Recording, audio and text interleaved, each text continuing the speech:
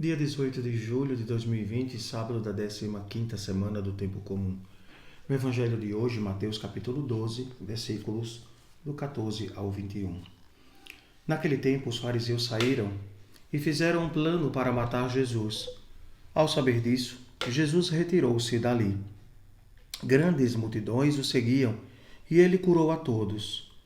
Ordenou-lhes que não dissessem quem ele era, para se cumprir o que foi dito pelo profeta Isaías. Eis o meu servo que escolhi, o meu amado, no qual coloco a minha afeição. Porei sobre ele o meu espírito e ele anunciará às nações o direito. Ele não discutirá nem gritará, e ninguém ouvirá a sua voz nas praças. Não quebrará o caniço rachado, nem apagará o pavio que ainda fumega, até que faça triunfar o direito. Em seu nome, as nações depositarão a sua esperança. Palavra da salvação, glória a vós, Senhor. É interessante, meus irmãos, que os fariseus continuam a perseguir Jesus.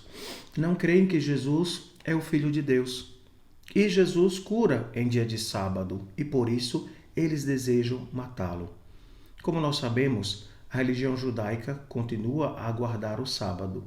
Desde as 18 horas da sexta às 18 horas do sábado, o judeu não deve fazer nenhuma atividade que seja considerada uma jornada de trabalho. É interessante, quem já esteve na Terra Santa, perceber que existem algumas marcações nos postes para que o judeu não faça uma caminhada superior àquela que é permitida, não é? É interessante pensar nos dias de hoje, né? Jesus ressuscita no domingo e então nós cristãos guardamos o domingo, que é o dia do Senhor, o Dies Domini. O Papa João Paulo II, o santo, né? Ele escreveu para nós o dia do Senhor e com certeza nos dá uma grande aula teológica sobre o dia da ressurreição e o dia que nós devemos guardar. Voltando ao Evangelho, Jesus realiza vários milagres, Jesus realiza várias curas.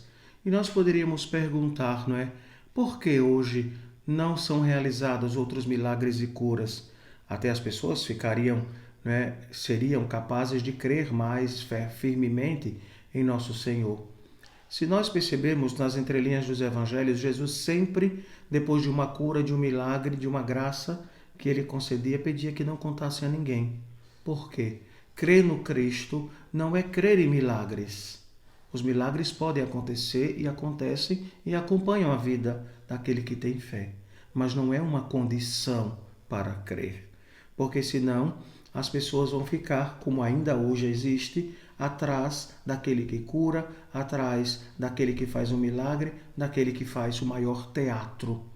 Por quê? Se tiver de ser curado, quem vai curar é Jesus. Não é esse ou aquele, mas o próprio Cristo.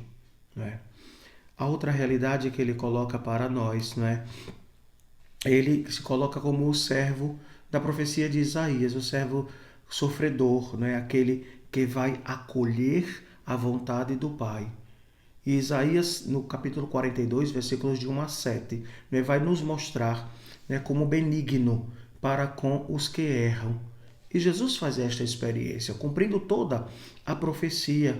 Ele cura os doentes, mas ele não se revolta contra aqueles que estão no erro, no pecado, na falta de fé. E ele prefere o quê? Sair.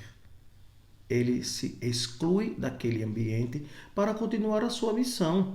O objetivo de Jesus não era fazer a briga, a guerra, mas no sentido de confrontar ou afrontar os fariseus e os mestres da lei. Não. Ele quer simplesmente anunciar a chegada do reino e a conversão das pessoas. Aqui ele diz, ele não discutirá, nem gritará, e ninguém ouvirá a sua voz nas praças. Então é esta a realidade que Jesus traz para nós. E ele nos ensina, Nos ensina nos sofrimentos do povo, são causados pelo sofrimento do próprio povo. Por que nós sofremos? Porque pecamos. O pecado destrui a nossa natureza humana. Vai tirando a nossa imagem e semelhança de Deus. Recordem-se, no livro do Gênesis, diz que Deus criou homem e mulher, a sua imagem e semelhança. E quando o homem peca e quando a mulher peca, o que acontece? Vamos desfigurando a nossa imagem. Então, Deus nos quer belos, como Ele é. Então, fazer um bom exame de consciência neste tempo de pandemia, quando os padres não podem, nós padres não podemos ainda acolher as confissões, e toda esta realidade por causa do perigo do contágio e de contaminação, é pedir a Deus a graça do perdão da misericórdia. Então, logo passe, com certeza nossas igrejas estarão cheias de penitentes que verdadeiramente querem e desejam o perdão de Deus através das mãos consagradas do sacerdote.